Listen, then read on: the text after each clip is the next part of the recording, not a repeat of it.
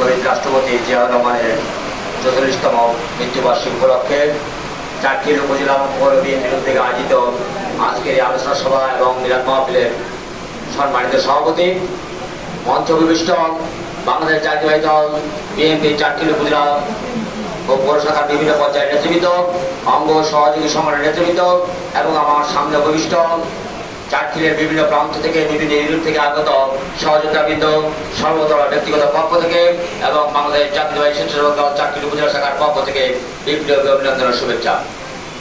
সংগ্রামী সাথী বন্ধুগণ, আমাদেরকে শহীদ রাষ্ট্রপতি জিয়াউর রহমান সম্বন্ধে জানতে হলে আমাদের জানতে হবে কোন সময় উনি এদেশের মানুষের নেতৃত্বে এসেছিলেন।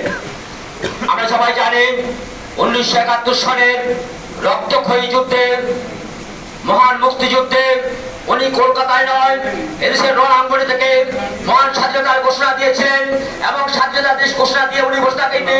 উনি রণাঙ্গনের বীর মুক্তিযোদ্ধাদের সাথে কাঁধে কাঁধ মিলিয়ে অস্ত্র নিয়ে এদেশকে স্বাধীন করেছিলেন।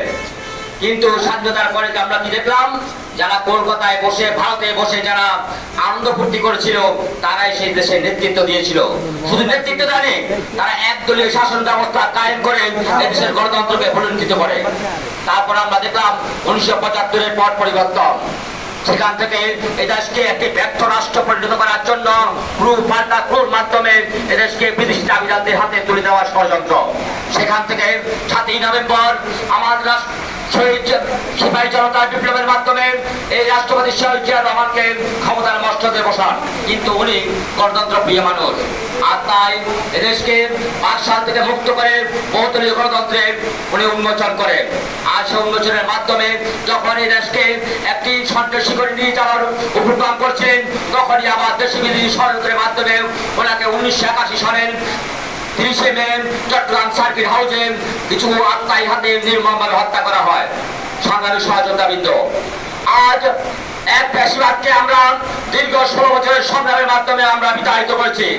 আমরা মনে করেছিলাম খুব অতি শীঘ্রই এদেশের মানুষের ভোটাধিকার পুনঃপ্রবর্তন হবে, কিন্তু না। আজকে আমরা দেখছি নব উদ্যোগে নতুন রূপে বিভিন্ন ষড়যন্ত্রের মাধ্যমে আজকে আবার দেশের মানুষের ভোটাধিকার হরণ করতে চাচ্ছে। তাই আমরা আজকে যারা চাটখিল উপজেলা বিএনপি পরিবারের সহযোগিতাবৃন্দ, আজকে আমাদের মনে রাখতে হবে আমাদের সংগ্রাম, দেশের বেগম খালেদা জিয়ার সংগ্রাম, তার অহংকার তারেক রহমানের সংগ্রাম, আমাদের নেতা ব্যারিস্টার মাহমুদুল হকের সংগ্রাম হচ্ছে এদেশের মানুষের তথা এই চাটখিলের মানুষের গণতন্ত্র পুনঃপ্রবর্তনের জন্য আমাদের ঐক্যবদ্ধ থাকা।